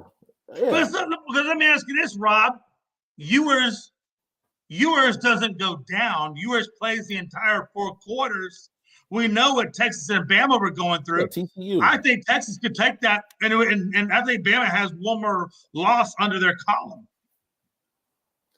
Well, I tell you this though, with TCU, I think it's going to be a matter of can they overtake Clemson, because that's going to be their biggest comp to break into that top 4. Oh God, and we know. Hey, Rob. You and I both know how extremely soft Clemson is. Matter of fact, Clemson, if you look at the dictionary, means Charmin. Hey, but I told y'all Clemson was going to win that game, and they won. Clemson really is. Hey, give Clemson a break. Give the dogs. I'm not giving them shit. No, seriously, they suck balls. And Rob, the fact that you're laughing means that you know that what I'm saying isn't off the beaten path. No, I'm laughing at you. You said I'm not giving them shit. Hey, look, there was a time. Hilarious. There was a time that I would root against with Clemson over Alabama. So don't take it the wrong way. I'm just saying Clemson, as we know, if you look at Clemson and how Wake Forest almost beat them, and then Wake Forest got their ass stomped this week. Come on, you know Clemson's soft. I know Alabama's defense is soft. Gonzo, I know you're trying to speak. Oh my God, Gonzo, do you see your boy done moved all the way down to number 7? According to Fox Sports, is the top 10 running backs in the league. They got because they don't get no damn carries. They got Derrick Henry, Nick Chubb, Christian McCaffrey, Saquon Barkley, Aaron Jones, Dalvin Cook, Jonathan Taylor, Christian McCaffrey, Josh Jacobs. Yeah, he did. Austin Eckler and Travis run and receive for a touchdown. You know what? Hey, what he say? He passed, he ran, and he caught for a touchdown.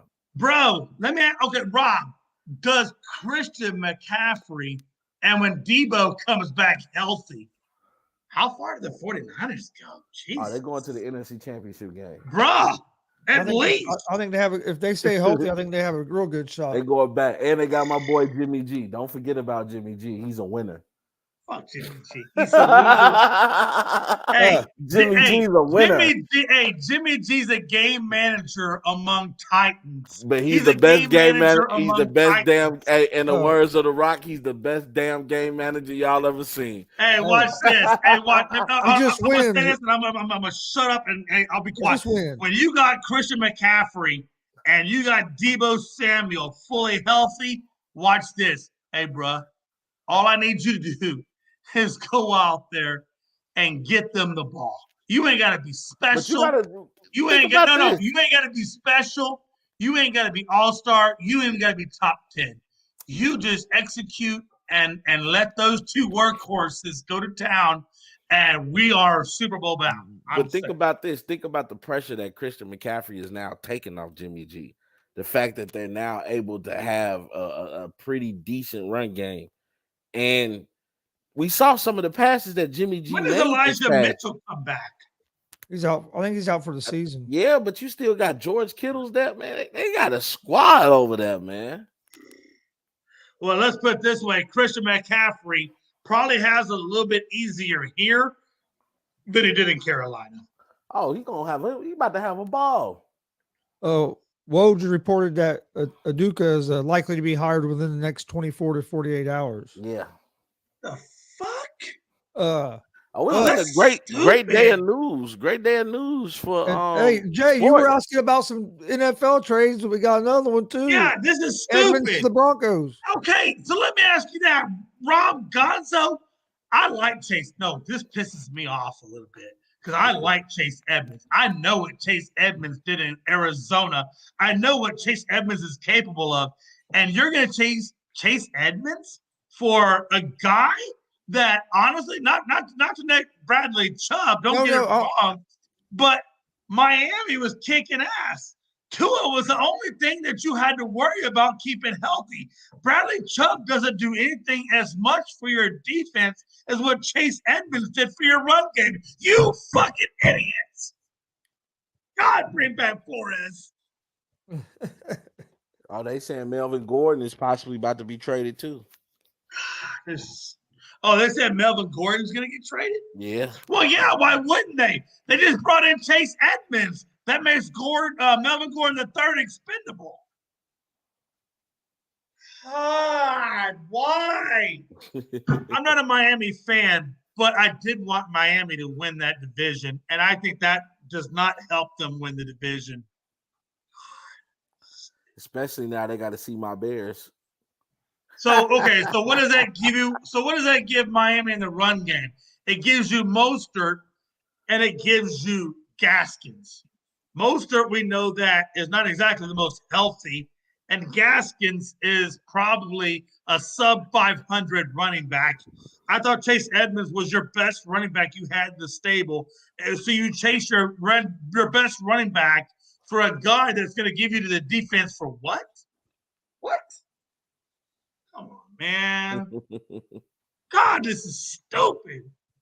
All right. Anyway, I'm off myself. Gonzo, I apologize. It's just ridiculous to be in sports. It was a real busy day, man. No, it's been a wild day in sports, man. And I don't know if it's wild in a good sense, though. That's my point. I think it's wild in a sense that, to me, doesn't make sense. Yeah, I was trying to see. Hey, it is what it is. If Edmonds was involved in the trade for Chubb, or if that was a separate trade. But I think it was a separate trade, but I just don't think it's a trade that makes sense. Oh yeah, man. Gotta say too, because Chubb went to the Dolphins for a package that includes a 23 first-round pick that Miami acquired from the 49ers. So that's a whole separate deal. No, Anthony said Chase was in the trade for Chubb. Well, go ahead, Rob, with what you were going to say. Oh, no, yeah, I was just about to say, we got to say rest in peace to Coach Mike Zimmer's son. You saw he passed away today. Absolutely. And then rest in peace to Takeoff. Was his name Adam? I thought it was. Yeah, I think Adam Zimmer. Yeah, Adam Zimmer, I think. Yeah. Sure. Yeah, rest in peace, man. 38 is too damn young to not live on this earth. And rest in peace to Takeoff, man, from Migos. We got that news earlier today too. He passed away after an altercation. I think firearm was discharged, and I saw the video of Quavo crying over him, like over his body, which was. I hate that people post videos like that. Like, you shouldn't post people on the ground bleeding out. Like, that's a messed up way for their family to. Like, you shouldn't do stuff. Well, like I think that's a private. I think that's an intimate, private moment that does not need to be shared. I hate that people. I saw somebody do something stupid like that, man. This guy got into a motorcycle accident out here, and they were on Facebook Live. Like, now I'm gonna show my ignorance like that. Hey, man. I'm gonna show my ignorance real quick. Yeah, it was over a dice game. I don't know who Takeoff is. We know what it was over, but. Rob, I'm gonna show my ignorance real quick. Who is Takeoff? I don't know who Takeoff is. From is. Migos. Have you ever heard the rap group Migos? No. I guess I'll have to go back and Google that. So he was part of a rap group. They got a couple of famous songs out here, but Migos been running the rap game for a while now. But you ever heard like Versace? Yes. That's them guys. Okay. I think I know songs more than I know groups, honestly. Before we move on. I know songs more than I know groups. Before we move on, since we're talking about that, also I gotta say RIP to Eric Gonzalez. He was one of the original members of Gonzo Sports Room. Oh man! Okay. I'm about to say, how old? Her name. I think Eric.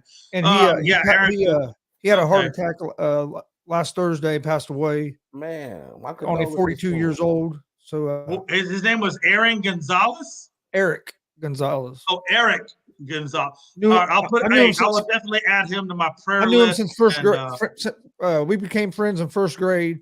Our last names was the same, other than one letter. His was spelled that's fine. Eric Gonzalez. I will definitely put him in my prayer list for people to pray for. And man, and for his family, right? I mean, the family as they go through the grieving process. A month older. I will pray for Eric Gonzalez and his family, no doubt about it. Only a month older than myself. Man. I said I met him in first grade. We wrestled together. We grew up. We lived like a block and a half from each other. Yeah. I know what it means to lose somebody that lived close to you. You grew up with. I've lost friends that I've grown up with, and things of that nature. So how do I not know? Hey, look, just as I live in Texas, don't mean I know everybody in the rap game. Okay, I apologize for that, Anthony Price. So Anthony Price, I love you, man, but go F yourself. Okay, Jay, this is the song they most famous known for is Bad and Bougie. You don't remember that song? I know Bad and Bougie. That's the Migos. Again, hey, watch this. If you said, hey, Jay, he died from bad. He was the one that came up with the song Bad and Bougie. And so the funny thing with that is, so Takeoff, the guy, the gentleman that passed away, again, rest in peace. Right. He wasn't on Bad and Bougie. So he used to get a lot of grief or a lot of, people to make statements. He like, do it look like I was left off Bad and Bougie? You know what I'm saying? Like, right. Hold on. Hey, real quick, if I can.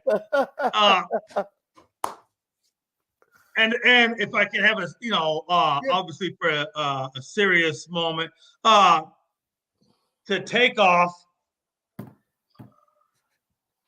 and to Eric Gonzalez, I will pray for the both of you, and I tip some for my homies. Mm. For real, man. Hey, I will definitely put those guys in my prayers, as I hope everybody else will put them in your prayers. And remember what they were on this life and what they will be in the next life. Yeah, man, it's just sad. Nobody cares about life no more. It's scary times we live in out here. Man, hey, they don't value life. It's crazy. Bro, listen, life, Rob, let's think about this for a minute, can we? When you see school shootings back when Columbine first started, we were pretty sensitive to the whole thing. When 9/11 happened, we were pretty sensitive to the whole thing. And then as time went on and it was more frequented, we became less sensitized and more desensitized to the situation. And I think, as we go along in this life, my fear is that a school shooting won't be a big deal anymore. Terroristic activities won't be a big deal anymore because it happens so frequently that it takes away from what it is and things and that nature. And that just kind of tells you, hey, look, I'm not going to put my viewpoints on Christianity, but at some point, Jesus has to come down and bring us all back home. Somebody got to come on back. Hey, look, I tell you like this, dude, and you speak of the desensitized thing, and I know this is a sports network, so, we're going to keep these stories short and sweet, but, it's gotten to the point now, like, we can be outside and somebody could be shooting on the next block. We don't even run in the house, dude. Yeah. Like, we're not worried. Like, it happens so much. It's like, it is what it is. And it's sad, though. It shouldn't be like that. Happens so much, it almost becomes normal. It does. Like, dude, like. And that's my whole point. It seems like things that happen so frequently. I went to the gun range with my wife, man, and, like, she's sitting there with her earphones, and every time they do it, you see her jump, and she like, it don't bother you, like people. I'm unfortunately because you're used to it. It's your atmosphere. Well, look at it like this, and thank the Lord. I mean, honestly, we have to really thank Jesus that it wasn't worse than what it was. But we know that just a couple of days ago there was a shooting in St. Louis school district. Yeah. That they killed one teacher and one student, but that's as far as it went. Was 2 was the body count. Whereas when you look at Uvalde and and Columbine and all the other ones down in there's a bunch down in Florida, where the body count was much higher. Thankfully, at this specific school, it was only 2. It could have been much, much worse. But again, it just happens so frequently that we don't catch everything that goes. And I didn't even know about that in St. Louis. Yeah, St. Louis. That was maybe, and I caught that on my news feed 2 days ago that it happened. So our thoughts and prayers are with the 2 victims, of course. Yeah, absolutely. But I mean, it's just so frequent, Rob, that we don't catch every single story because it's happening more and more and more, right? And that's just kind of the direction that this world is going in, that this world is taking us in. I mean, so honestly. This is why I like to get on here and talk sports with my. But again, hey, I want to get back to sports. We try to bring a little bit of laughter and entertainment to people in the world because there's enough bad shit going on, Oh, absolutely. And Rob, I think the biggest thing that this show can bring to the masses is if you see somebody that's doing things that are abnormal, talk to them, feel them out, do what you can, because mental health is on the rise. People's mental health is on the rise. And a lot of these kiddos that are out there doing these school shootings just don't have anybody to talk to or anybody to take interest, I think, in them. And we get to this level. So if I had to say anything that could possibly impact people who are thinking about doing school shootings, is start taking interest in people that may be exhibiting behaviors, that could allude to something like this. Just be more, apprehensive to your surroundings, because maybe that one person that talks to them could be that one person that could prevent a school shooting or could alert police presence to talk to this individual before we get to that level. That's all I'm going to say about that. Real quick, Gonzo, man. NCAA football, man. Who is your top team? I just want to know who the top, because right now I'm gonna tell you, Gonzo. For me, it's Tennessee. I know Georgia's number 1, Tennessee's tied at number 2, but for me, the top school in football right now is Tennessee. What do you think? I'm gonna stay with Georgia just because they're the champs, and so you got to dethrone them. But I will not be surprised if Tennessee beats Georgia this week. I'm kind of hoping Tennessee beats Georgia. I'm a big Hooker fan. I am. I'm not gonna lie. No. Hey. Honestly, I'm a Hooker fan too. If you can run and you can throw, and he put 5 throwing touchdowns on Bama, and he ran the ball too. I think he might be the best. How do you not? He might be the best prospect coming out this year, quarterback wise. My question is this: what are the chances of Hooker going number 1 over a Bryce Young? And we know how everybody feels about Bryce Young. But I'm taking 2. I'll be honest with you. And Rob, you may have a different opinions. Gonzo, you may as well. But I like Bryce Young's ability to want to come back, to want to fight, to want to do all these things. But I think the intangibles of a Hooker, if I'm drafting a quarterback and I'm drafting at the 1 spot, which most likely they will be, I'm taking Hooker over Bryce Young. What do y'all's thought process? No, I like Hooker as well. I've been telling my dad Hooker's all weekend. number 1 right now. I've been telling my dad all weekend, if the Colts lose enough games and we get a high draft pick, that we need to go after Hooker. That's who I would want them to get if we get a high draft pick. Is it worth tanking? Because you're going to have to tank. I'm going to say, well, I don't know. Hey, the way we're playing, we're not going to have to tank because we can't score more than 15 points a game. That's not true. Texans are playing pretty shitty right now. Yeah, they still have to play the Colts later this season, so we'll give them a victory. We'll give them a win. We can't score over 15 points a game, dude. So let me ask you this, though. If you're Texans and you find yourself at the bottom of the heat, if you're at number 1, I would take them. But watch this. No, watch this. That's what I'm saying. So you got Davis Mills right now as your quarterback. Davis Mills is not bad. He's not great. He's not bad. He's middle of the road, whatever. But you had the opportunity, if the Texans are drafted at 1, you had the opportunity for a Hooker or even a Bryce Young if they draft at the 2nd spot. I'm drafting either Bryce Young or Hooker, depending on where I land. What are you guys doing if you're the Texans? Yeah. Let's be honest. The Texans are worse than the Colts. I'm sorry. They're worse. They're going to land at that spot. I don't know, man. No, they're getting ready to get rid of their best receiver in Cooks. I'm telling you, Cooks will be traded. It's 2:51 p.m. currently Eastern Standard Time. They got a little over an hour to get rid of him. Exactly. And you don't think that Cooks will be dealt within an hour? Oh no, because he's due $18 million next year as well. Oh, trust me, Brandon Cooks. He's got enough stats. Okay, take it like this. This is a good point. Packers still didn't go get a receiver. Why don't they trade? Oh my God.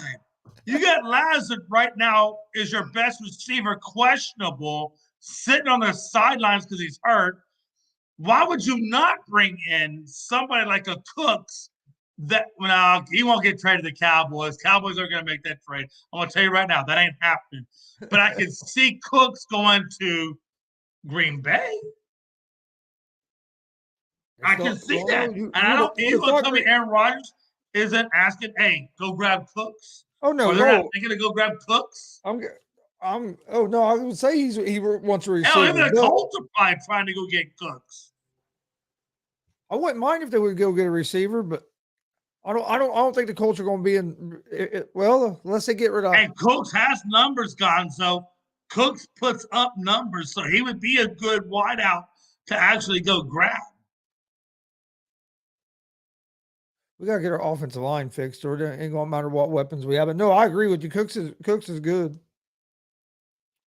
They're still saying Melvin Gordon might get traded, so we'll see. This last hour is going to be fun. But Rob Scott, where do you got Cooks going? I don't know. He's gonna get traded. I'm telling you right now, he's gonna get traded.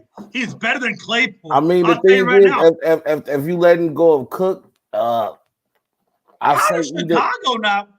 say I think the Packers should go after him. The Packers need to go after somebody. Well, that's true, and that's what me and Gonzo were talking about. I'm just surprised that you took a chance on Claypool and didn't wait for Cooks, or at least inquire about Cooks. If you're Chicago, I think Cooks is much better. Yeah, I think at this point, dude, you just need somebody with some type of significant name in Chicago.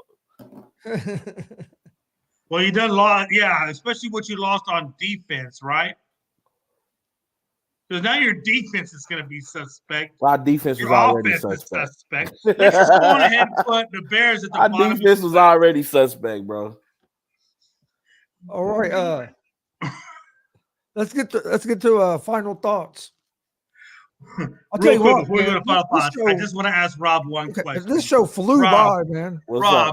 I gotta ask Rob, if you go to the bottom and you're drafted number 1 and you got Justin Fields, you know what Justin Fields is all about, you know what his abilities are, but you got a guy like Hooker just sitting there waiting to be grabbed. What do you do? What do you do? I'm still keeping Justin Fields. What you mean? Over Hooker. You're going to keep Fields over because you wouldn't trade Fields for draft picks and take a guy like Hooker. Nope, I got my quarterback.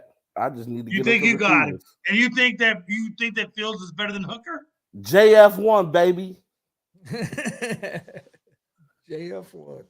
I'm not. Hey, look, if that's how you feel, that's how you feel. Exactly Chicago. Fields is not the problem in Chicago. Fields is not our problem. Now, if we I'm not saying it's your problem, but I would say that Hooker is a better passer. But what's the point of getting Hooker if you don't give Hooker any receivers or any protection? No. You still got to upgrade those spots. I'm not saying that. But status quo is quarterback versus those receivers. And I think we all agree. And Gonzo, if you disagree, please speak up. But if you think that Fields is a better passer than Hooker, then we need to talk and have a more mediated session. You know what? Don't be sleeping on Justin Fields, Jay. Don't do that. I'm sleeping. I'm taking a comatose nap. I'm so comatose that I'm 6 feet under with the cement thing above me and dirt, and Gonzo is pouring liquor out over my gravesite saying, "Rest in peace." Wait, hold on. Let me turn my camera on. You know what, Jay? Well, guess what? Me and Justin Fields gonna be sitting over here with a venti caramel ice macchiato, substitute the milk for almond milk, and I got it ready for you, boy. Hey, watch this, Gonzo. I'm gonna say this, and I'm gonna be quiet the rest of the night. I'm just gonna say this on what Rob Scott just said.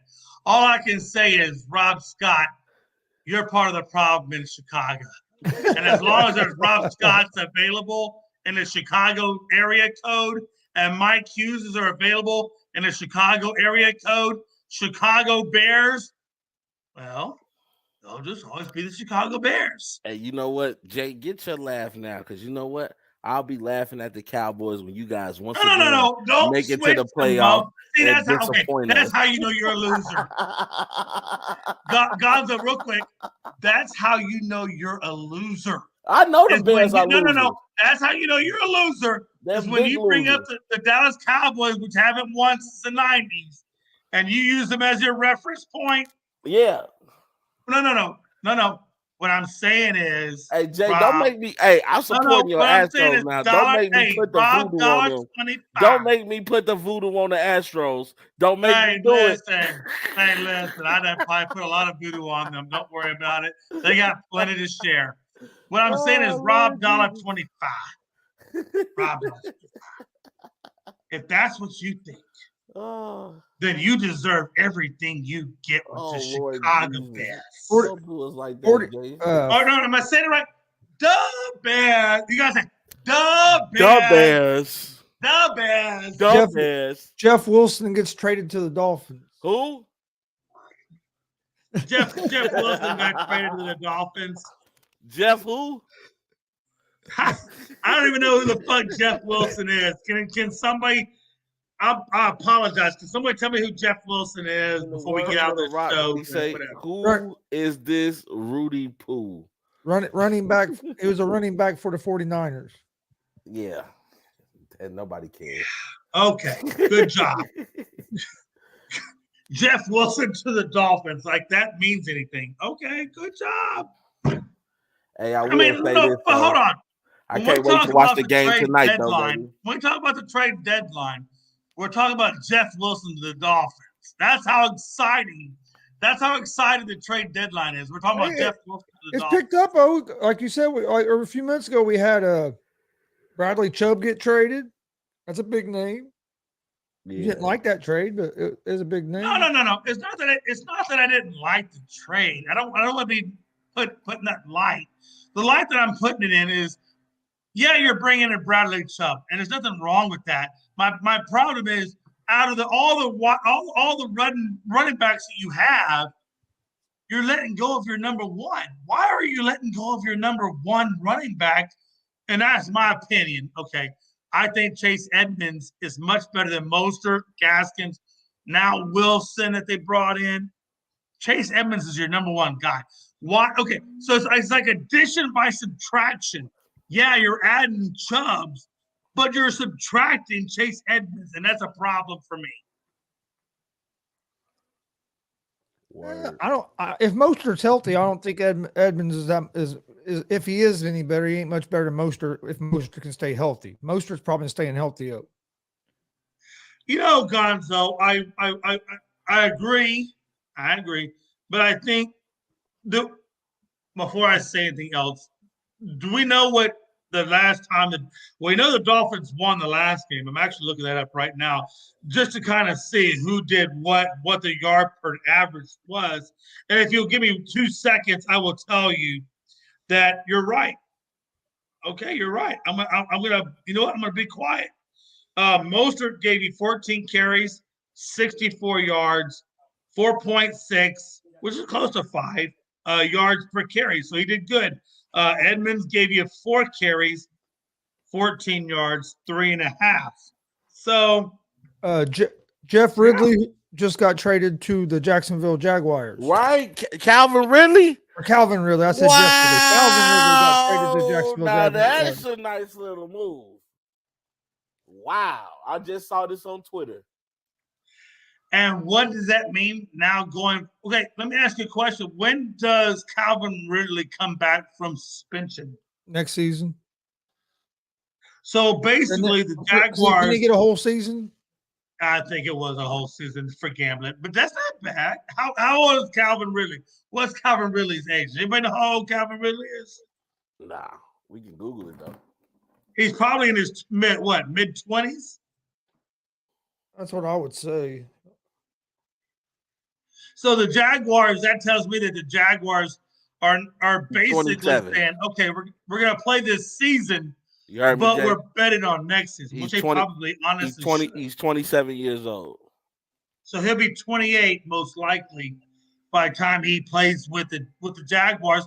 Okay, that's not bad. I mean, obviously that's still, he's going to be 28. He's going to be 28 December 20th. Yeah, so he'll come into his prime with the Jags, and you've got to imagine that he's keeping up his conditioning. He's doing all the right things So when he comes back, he doesn't miss a beat. So I like that that move for gives the Trevor Jags. Lawrence time to work needed with him. They needed a receiver. That's a. And it's looking like also before we head out, it's looking like it was Steve Nash who initiated these parting of ways. Really? Yeah, because I'm reading here from Nick Friedel. It says since January, Nash seemed increasingly tired of all the drama surrounding the Nets. But in recent days, it felt this decision was coming sooner than later. Nobody in the Nets organization can be surprised that this is the way things played out. So let me ask you this, Rob, based off of what you read, because I can understand that. That actually really kind of weighs heavily That makes it on sound me, like the per stuff se. going on with If a Kyrie. guy feels like there's all this turmoil between a Kyrie and a Durant and this and that and everything else, and this is your first damn year as a head coach coming into it, because he came into this turmoil, so he's been dealing with this turmoil now for 3 years. Yeah, You got to imagine that Steve Nash is probably saying, you know what, this ain't worth it. All this craziness with Durant and Irving, it's got to wear down on him psychologically to the point where maybe, he's just like, you know what, I'm done with this. I'm going to go get me an assistant coaching job, and I'll work my way back up with a team that I can actually build around. So it makes complete sense, probably for a guy's mental health, because you got to imagine Steve Nash and his mental health has to take a beating, constantly dealing with all these issues that surround the Nets and Durant and Irving that maybe he, as a first-time head coach, isn't prepared to deal with, and that he needs to take a step back and get maybe some more tutelage and then come back into the sport again and be more productive, like a Jason Kidd, for example, right? Yeah. It kind of sounds like this latest stuff with Kyrie Irving might have been the last straw for Nash. I'm sure. Absolutely. Absolutely. Absolutely. Well, you get tired. Like eventually, you know, it's like, dude, you already didn't want to play. You make all these crazy statements, and now you continuously want to be a distraction. Kevin Durant is playing half-hearted, like he don't want to be here. You know what? I'm gonna make the choice easy for y'all. Don't worry for them to fire me. I'll leave myself. Right. I'll let myself out the door. Yeah, no. You're right. You're right. You can keep this shit show. But that's what I would have told him on the way out. You can keep this shit show. Well, and let's be honest. If you're Steve Nash, sometimes, not all the time, but sometimes taking a step back and, from a situation that may not necessarily play out in your favor, sometimes taking a step back and, coming out as an assistant coach, with the head coach that has some winning expertise like a Popovich or even a Spoelstra or whatever, and getting up underneath their wing, learning a little bit more about the head coaching and what it means to be a successful head coach, how to deal with personalities, how to get the most out of what you have. Sometimes getting those extra level experiences, or even a guy like what's the head coach over there with the Phoenix Suns, you know what I'm talking about, or a Steve Kerr. Yeah. Sometimes getting underneath those. Monty. Yeah, Monty Williams. Thank you. I don't know why it was, but sometimes getting under. And if I'm him, I got 2 coaches or 3 coaches in mind. I'm going to go to a Spoelstra, I'm going to go to a Popovich, and I'm going to go to a Steve Kerr. And I'm going to say, hey, look, can I get a spot under you guys' wings? Because number one, all 3 of you coaches have one thing in common, or 2 things in common. No, one thing. You all have a ring. I think Monty Williams has a ring. If he doesn't have a ring, then he doesn't have a common. But all 3 of you have one thing in common, is that you have multiple high-level personalities under your wing. We know Steve Kerr does. We know Popovich did. We know Monty Williams did. And you guys know how to deal with these leadership skills and how to develop these leadership skills when you're dealing with multi-level talented players. So if I'm Steve Nash, I'm going to take that step back and be like, hey, you know what? This is good for me. I'm going to go snab one of these guys. Maybe even I go under a Jason Kidd, because we know Jason Kidd's gone through the process too. So maybe even he can help him. But I'm going to find me a mentor in the head coaching level that I'm going to put myself in that mentor shoes, and I'm going to listen to these guys, and I'm going to learn from these guys. And then I'll come back out again to a better situation where I'm more equipped and more prepared to deal with. And then I'll go out and be the head coach I'm supposed to be. But sometimes taking a step back can allow you to take 3 steps forward. Yep. No, you're right. We'll see what Steve Nash does, but it sounds like he had enough and said, "I'm out of here. You guys can do what you want to do." That net situation is so toxic right now. Gonzo, that net situation is so toxic. You need a gas mask just to go into it. All right, let's get to final thoughts for today. We got 52 minutes and 15 seconds before the NFL trade is up. I mean, at this point, you know what? Honestly, I'm surprised the Buccaneers ain't made no moves either. At least to try to get some help on the offensive line. I don't think they need receivers. They need to get some protection for Tom Brady. But I mean, right now, the 2 powerhouses you got to be looking at in the NFL is the Eagles and the Bills. I think you might see Cooks and Kamara are 2 names I think you might see. Alvin Kamara? Not Kamara. Kareem Hunt. I was about to say, oh Lord Jesus, what the hell I is meant New Orleans on? Yeah. Kareem Hunt and Cooks, I think, might be the two names that might get traded here in this last. Yeah, I think if Kareem Hunt does leave Cleveland, which I know he wants to, because he understands that, you know, Nick Chubb is going to get the majority of the carries.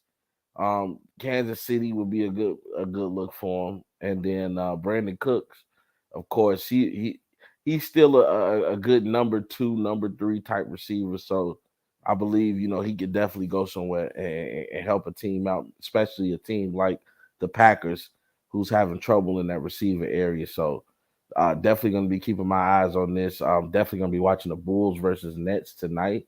The Nets got a win against Indiana, I believe, last night. So they're going to be on the back-to-back. Ben Simmons still out with some left knee problems. So it should be interesting. I just want to see how the Bulls hold up against that offense. I mean, it's still KD and Kyrie on that side of the court. So, yeah, that's where my attention is at right now. And I just want everybody else to remember they the tools and we the ones, baby. Hey, I had one other question, if you don't mind me asking real quick. William Jackson III was traded to the Steelers from the Washington Commanders for a draft pick. And it doesn't say, you know, it doesn't expand into what level of draft pick, at least from what I can see here, that they got. But the Steelers did acquire a cornerback in Jackson III from the Commanders. So try and build up that defense. Whatever that means for you guys. I don't know a whole hell of a lot about Jackson III because I don't watch a whole lot of the Commanders. But to me, it doesn't mean anything. If that means something for you guys, I don't know. Kind of weird to me. It's a weird trade for the Steelers. I mean, you got more important problems than worrying about. Oh no, exactly. No, I believe me. I definitely agree. I just want to put that out there, just so because I know we're talking about trades. That's another trade I saw that went through, but to me, it's a very nonchalant whatever trade. Not a whole lot to make not to make a whole lot to do out of. But yeah. All right. Well, we appreciate everybody watching. Please hit that subscribe button on YouTube for the All Sports All Plays Network. Also, don't forget, check out Unscripted tonight, 7 p.m. Eastern, on Facebook at Unscripted and on the All Sports All Plays Network. Don't forget, Easy Money and Sports Betting Show here we'll probably start here in about 10, 15 minutes. Also, bullshit in about 20, 30 minutes. Shit! What time do y'all go live? About 20, 30 minutes. Mike's on the way home now. So I'm going to take the dog out and I'll be doing my sports betting show. So come watch that as well. Check out Bullshit as well. You got a lot of shows here on the ASAP Sports Network still this afternoon and tonight. But on behalf of Jay McLovin, Rob 2 Cents, myself, Chris Gonzalez, we will see you guys tomorrow at 1 p.m. Eastern for another episode of the ASAP Afternoon Blitz. Let's go! All sports, all plays. Yeah. All sports, all plays. All sports, all plays. 365, we making a plays. We talking the game, get you through the days. We're out in the court, the dime in the lane. Variety, topics, living the same. All presentation, sports information. In the airways, taking the nation. All sport, all plays, like working your faces. Grace at the field, so tie the laces. All sports, all plays.